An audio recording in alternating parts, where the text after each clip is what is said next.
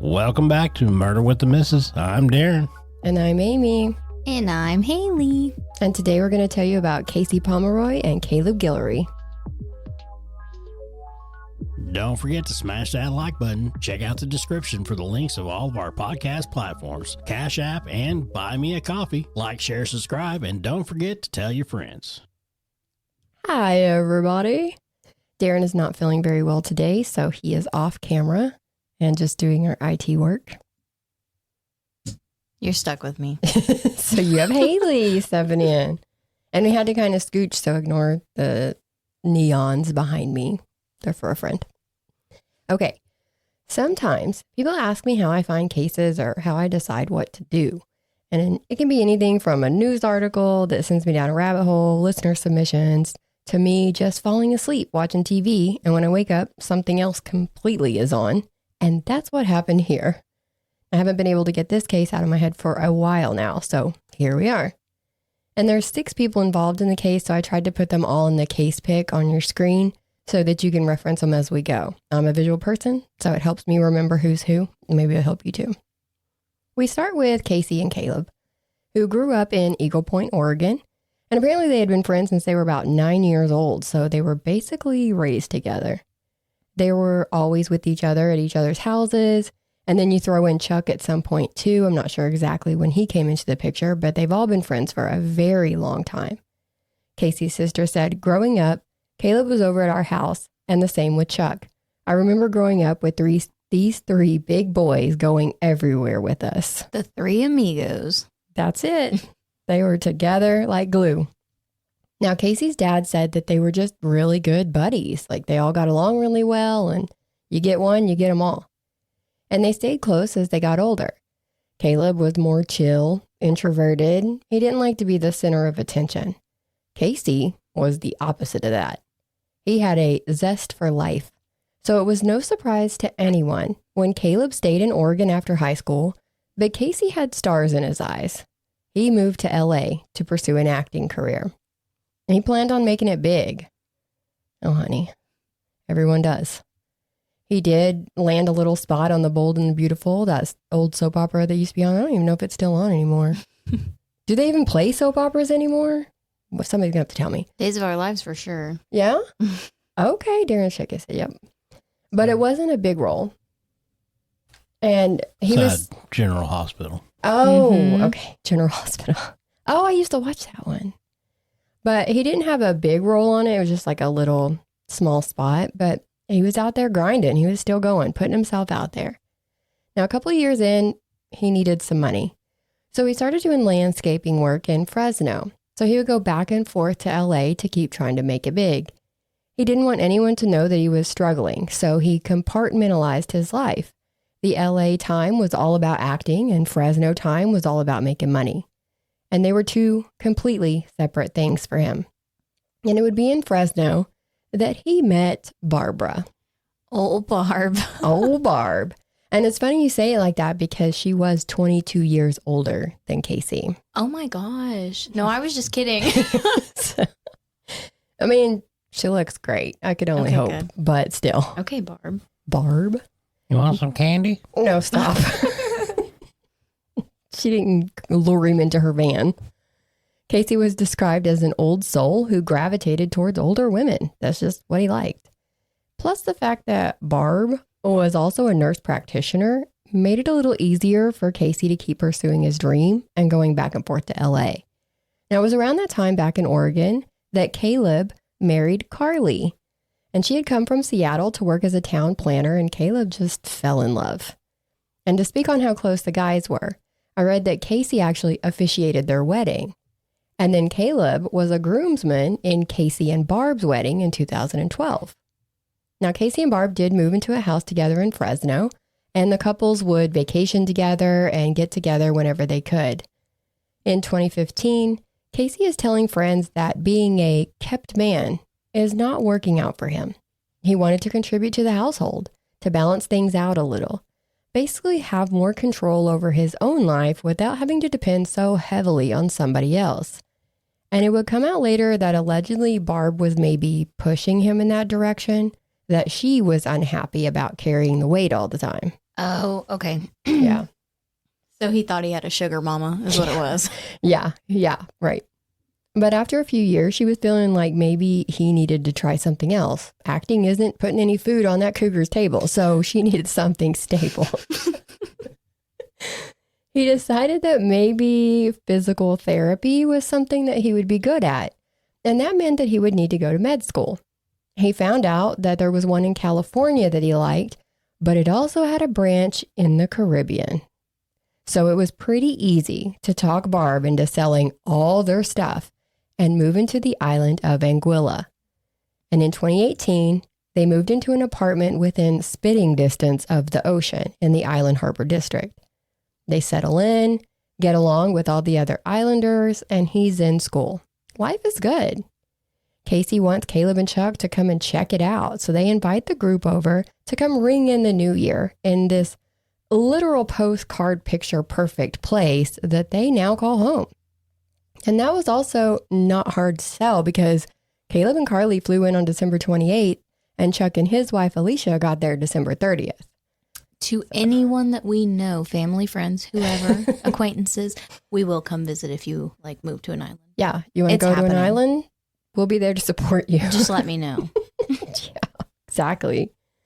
Hell, we might not even leave after we get there. You might get some roommates.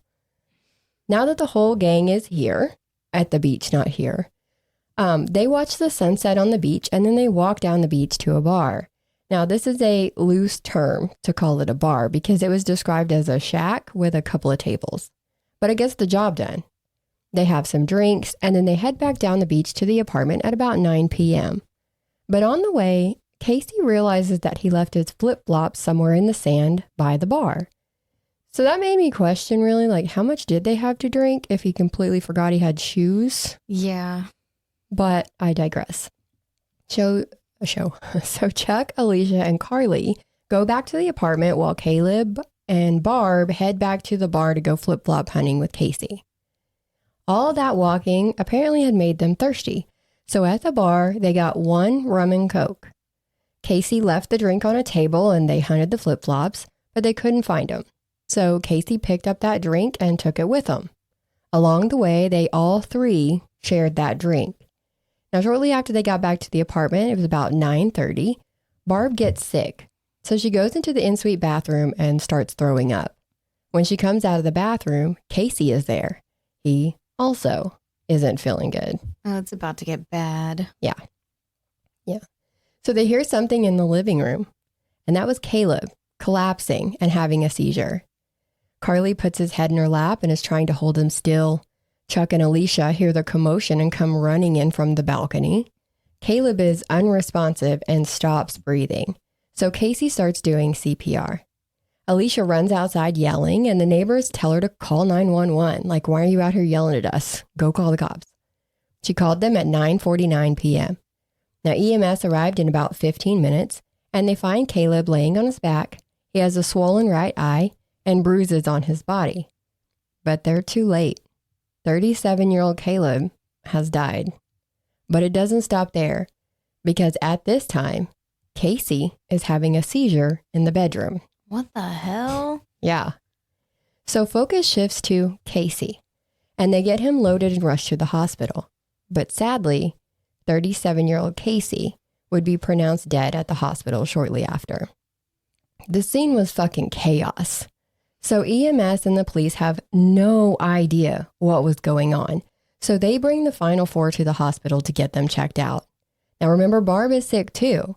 So when they check her, they say that she has symptoms like Caleb and Casey, but extremely mild compared to what they had. All in all, the final four were drunk, but okay. But something was a little off about them.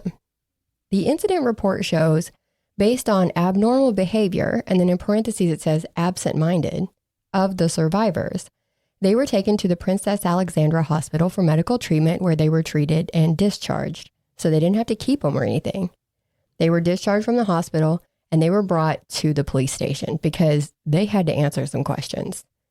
There were police who stayed back to process the apartment, and their report says that they recovered substances suspected to be cocaine and MDMA, or ecstasy, from the scene. Preliminary screening, urine tests performed at Hughes Medical Center were positive for cocaine. So they all had it in their system. Booger sugar. She hates that term. I don't like it. But it is funny. So, yes, sir. I thought she was going to get fancy with it and be like, booger sugar. Booger sugar. You wish. I mean, at least make it funny. Right? Entertain the people. Booger sugar. Let's just turn the camera. Dad, Yeah, because you needed to see that. Oh. Now they have been partying. There he is. They have been partying, and I know there's already been more red flags than a red flag factory for me, but there's more to come. Like that the final four were never questioned about the drugs that were found in the apartment that we know of. And the friends are all saying the same thing, that they left a drink unattended at the bar. The three shared it on the way back. They all had different levels of sickness, so obviously the drink had to be spiked. They were poisoned. Now, word was spreading around the island, though, that the couples had been partying and that there were drugs all over a table and the men had died of overdoses. And they went through this calling cocaine a white person's drug. So now they're like, all these white people over here just couldn't handle their shit. And the islanders are really kind of offended that the final four are saying that the drink was spiked, because apparently alcohol is a very, very held at a high standard over there, and you don't do that. That's just a big no-no. Interesting. Yeah, so the people around them were like, hold up, you can't just throw out accusations like that. Now, the final four are now in jail. They're not letting them go. They said later that it was really cold in there, and for the first 24 hours, they didn't get food or water. They were just like there. The next morning, after the men died, authorities called their families back in the States to notify them. Now, all that they could tell them at this point was that there'd been some sort of accident, because they just didn't know what the hell was happening at the time. And Casey's brother texted Casey's friend/agent. It's a guy that Casey used to stay with when he'd go to LA. And he told him that Casey had passed away. He was in Anguilla with his wife when it happened. And the friend was like, what wife? Oh, just his sugar mama, Barb. Who's Barb? Don't. This is how it came out, just how separate Casey had kept his LA life from his Fresno life, because nobody who knew him in LA even knew that he was married. What? Now, when he would go home to Fresno, he would tell his LA friends that he was just going there to do landscaping jobs. For 6 years that he was married to Barb, he was just landscaping. Oh my gosh. Yeah. But let's get back to the island. I'd throw that out there. We'll circle back to the double life here in a minute. So the final four are in jail, and the families of Caleb and Casey have about 11 questions. So they call a forensic specialist in the States to find out what all the medical examiner in Anguilla needs to take samples of and preserve now before the bodies are transported back to the States. And then they called over to the island to let them know. Oh, that's smart. Right. They're like, get this, and this. I wouldn't think of that. I know. They were on it. They had so many questions. Mm-hmm.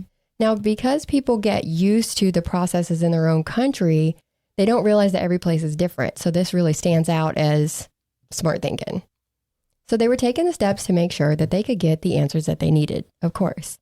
And this brings us to January 4th of 2019. Chuck's dad wired $40,000 over to the island, and the final four were released from jail without being charged. Now, some believe that they were released because this is a place that relies heavily on tourism, and that's how they're prosperous. This kind of thing, the bad press, would scare people away. So they're like, we don't want nothing to do with it. Get the hell off our island. But some believe that the authorities told them, we'll let you go for $10,000 apiece. And Chuck's dad was like, I got you. So do with that what you will. Now, an ME was brought in from another island to do the autopsies. And hold on to your butt for this one.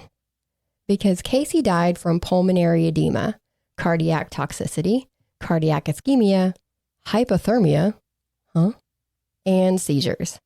Now, this seemed like it was maybe a typo on the hypothermia, because hypothermia is where your body temperature gets too low. But hyperthermia is more common with drug use because it raises your body temperature.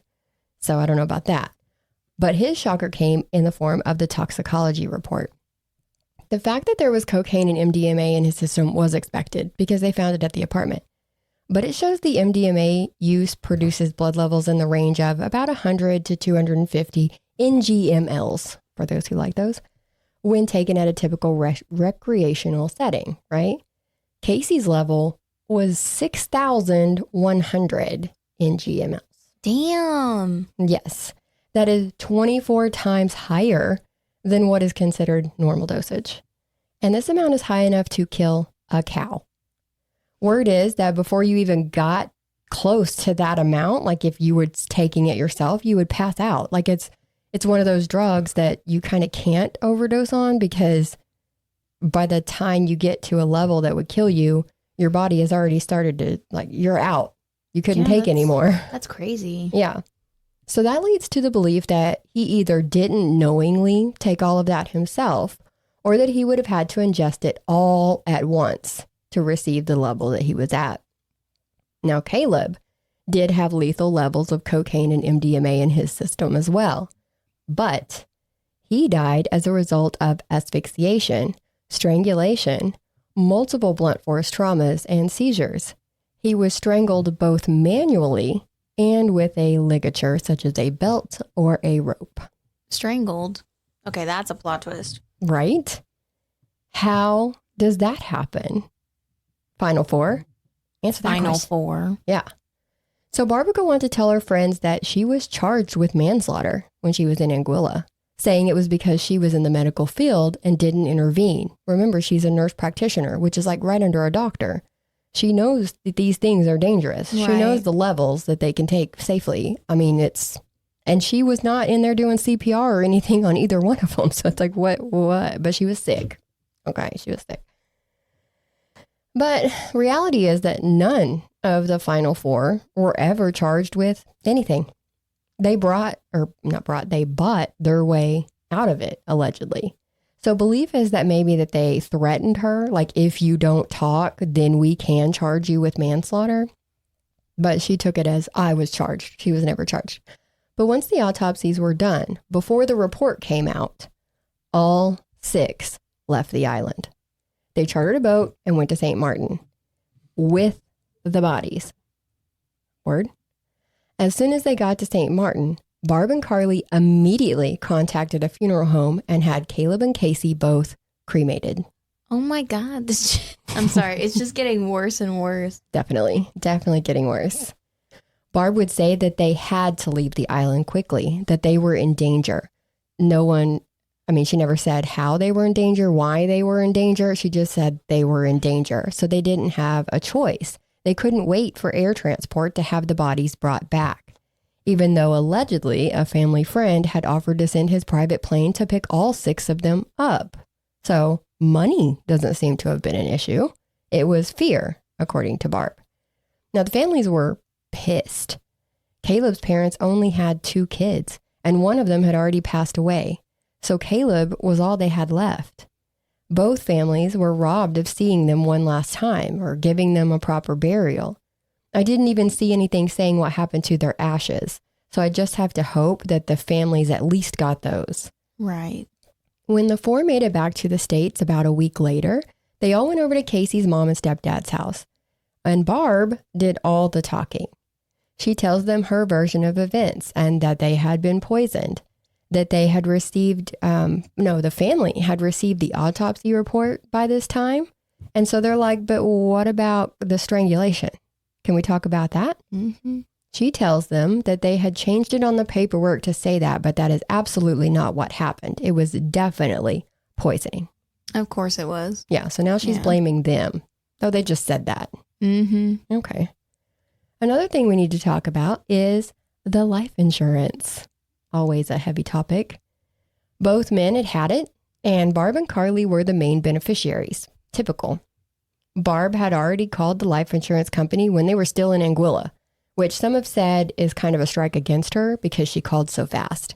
But the point of life insurance is to help cover costs if a person dies. So I would think that people probably call pretty quick when somebody passes away. Mm-hmm. I've had a lot of people die in my life, but none of them had life insurance, so I don't have any personal experience with it.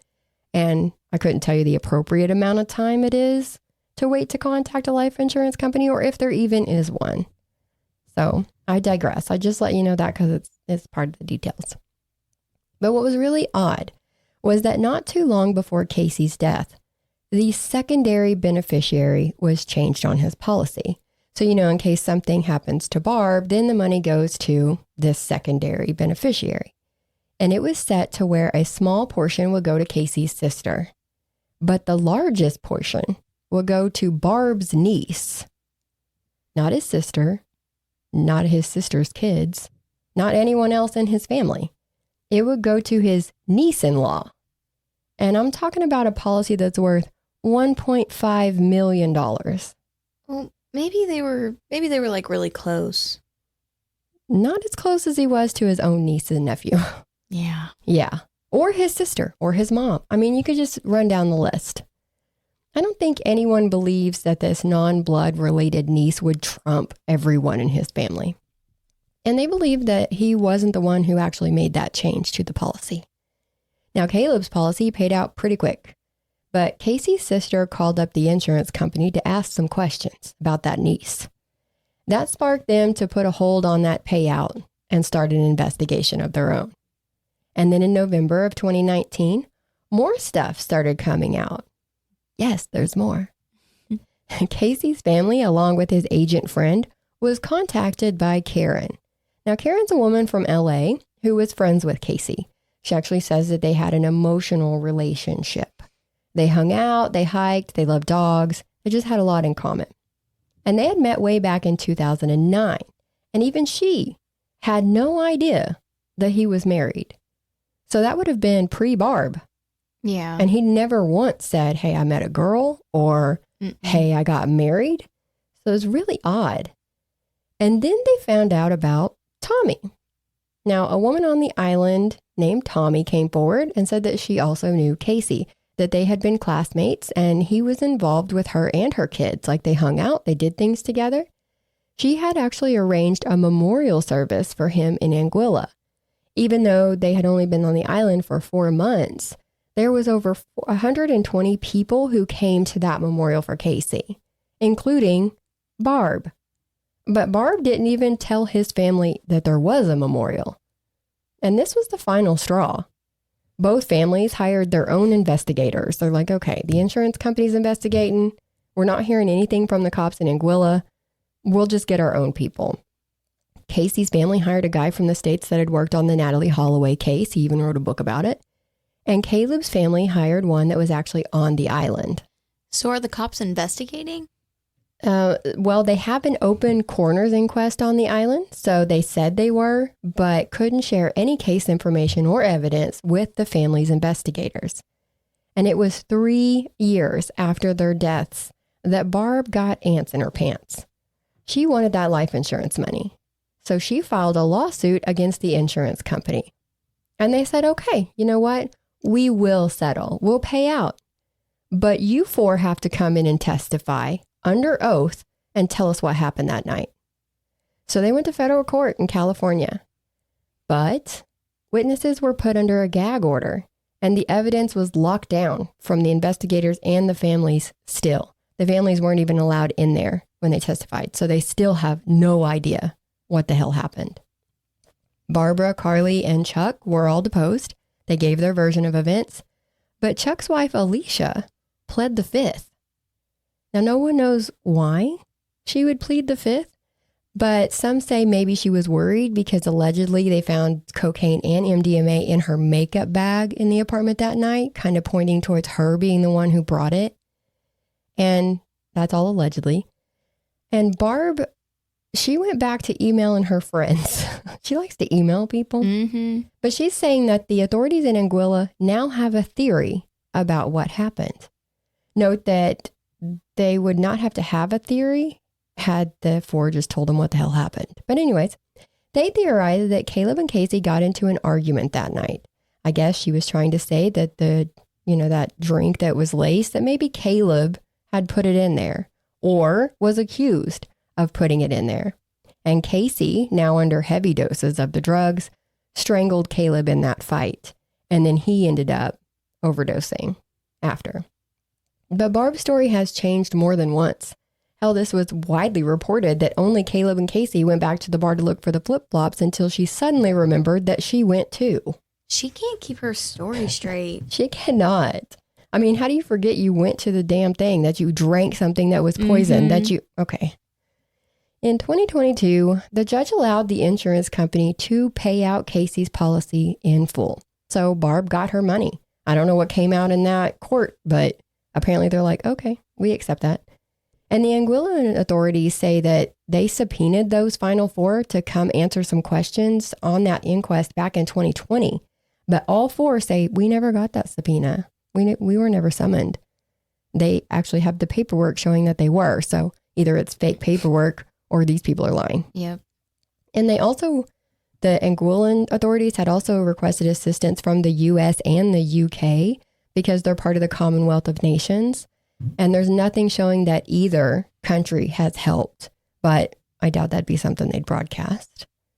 As per usual, there have been a lot of theories on this case. Consensus seems to be that most people believe that this could have been some kind of sex party gone wrong. And this is more of a can't rule it out theory to me, that maybe the strangulation was more erotic asphyxiation that got out of hand because of the drug use, like they didn't understand what they were doing. I don't know. Something that I haven't seen talked about is that based on their own stories, each couple was in a different location of the apartment, the balcony, the living room, and the bedroom. So all the couples are separated, meaning that if their story is true and Caleb was strangled, we know that now, the only person in the room with him was his wife, Carly. So I don't know if they realize their story is pointing a finger, to me anyway. Mm-hmm. Like, who else did it? Another scenario that I thought of, and this is just spitballing here, was that Barb spiked the drink. Like, she was not happy that he didn't have a steady job. Maybe she found out about the other women. Who knows? But she didn't think about Casey sharing the drink. And then, he offered it to her. So to avoid suspicion, she drank a small amount so that it didn't look, odd. Which would be why she got sick as soon as she got back to the apartment. Maybe she made herself throw up to try to get as much of it out of her system as she could. And that would explain why she only had mild symptoms compared to the men. And maybe Caleb and Casey felt the effects, blamed each other, or maybe Caleb blames Barb and they get into a fight. Emotions are high. Casey strangles him in the fight and then succumbs to the drugs. I mean, that's possible. To me, that's possible. Mm-hmm. And you can maybe blame Casey's black eye and bruising on hitting something when he fell, when he was having that seizure, or they could have been from them maybe holding him down when he was having the seizure to keep him from moving around and hurting himself more. But that does not explain the strangulation manually or with a ligature. So you can't really go that way. Yeah. And that's why I added all the injuries up in the fight. Like, it all ended up to a fight to me. The bruising on the body, the black eye. I mean, it could. That confused me too when we talked about it. Yeah, it could. It could all be. And you said Casey's black eye. I think you meant Caleb's. I knew I was going to mess this up. They're too close together. I knew it. I think there might have been another woman based on what they were talking about, like with him being emotionally involved with somebody at the island and then another girl being in LA, like, well, I didn't even know he was married. Right. Yeah. So that's what they're saying, is maybe he was actually they call him a ladies' man in a couple of the reports. Oh. So yeah, I'm pretty sure he was diddling around. But either way, nothing has been done on this case. This is where we're at. And this case goes in the same bucket with Christian Andriacchio and Brandon Embry cases for me, under the why is nothing being done umbrella. And sadly, we have a lot of cases like that. But that's all we have on this one. I guess everybody's cool with what happened, except his family, both families. So I don't know. Sorry to bust y'all's bubble. We're going to end on a cliffhanger because that's all we got. So if you like our content and want to contribute, we always accept likes, shares, subscriptions. We also have a Cash App. Our cash tag is $MWTM pod. We also have Buy Me a Coffee. Find us at buymeacoffee.com/MWTM. And don't forget to tell your friends as always. That's right. Did so good. Bye. Oh, bye.